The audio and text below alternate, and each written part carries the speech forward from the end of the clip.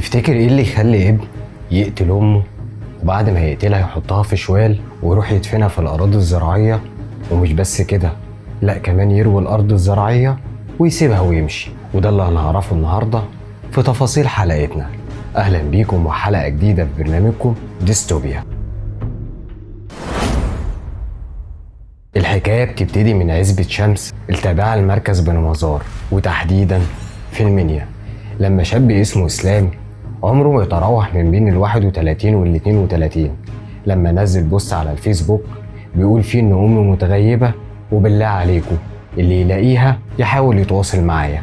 والبوست ده كان مصاحب صورة امه فيه، علشان بعدها الناس تبتدي تتعاطف مع اسلام وتبتدي تصبره على فراق امه ويقولوا له ما تخافش هنلاقيها قريب. ويروح اسلام يعمل محضر في الاسم الشرطه ان امه متغيبه وان هو كمان مش لاقيها. وتمر الايام ورجال الشرطه والبحث الجنائي بيبتدوا يدوروا على الست اللي عندها 52 سنه اللي هي والدة اسلام، اللي المفروض اسلام منزل بوست ان هي متغيبه وما رجعتش البيت. وكمان الاهالي ابتدوا يتعاطفوا مع اسلام وينزلوا بوستات علشان كانوا شايفين ان اسلام كان متاثر جدا بغياب امه. عشان تمر الايام وفريق البحث الجنائي والمباحث بيحاولوا يدوروا ويوصلوا لاي خيط عشان يلاقوا فيه امه، بس ما كانوش لاقيين لحد ما جت العين على ابنها اسلام.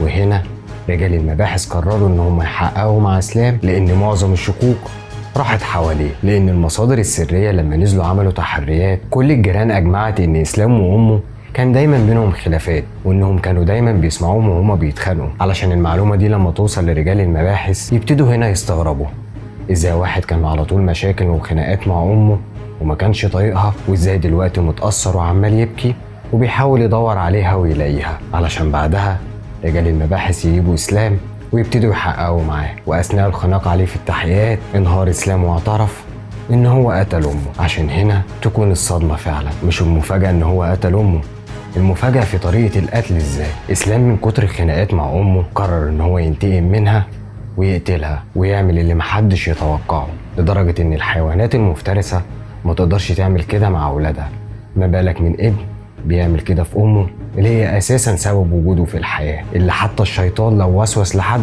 مش هيقدر يوصله ان هو يعمل كده. الحكايه ابتدت ان اسلام لما هو قرر يقتل امه فقرر ان هو يروح يشتري مخدر من حته بعيده عن القريه بتاعته.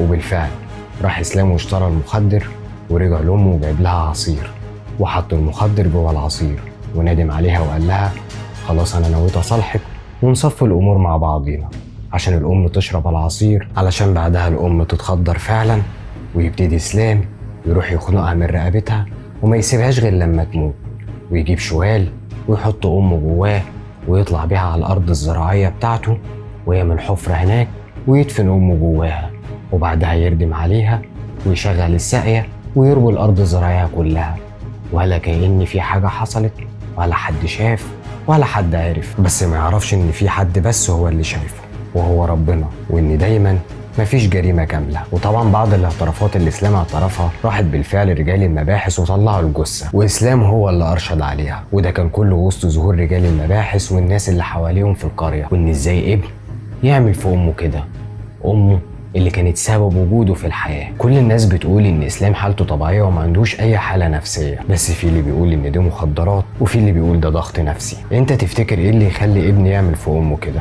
شاركنا رايك بالكومنتات وتابعونا في حلقه جديده في برنامجكم ديستوبيا.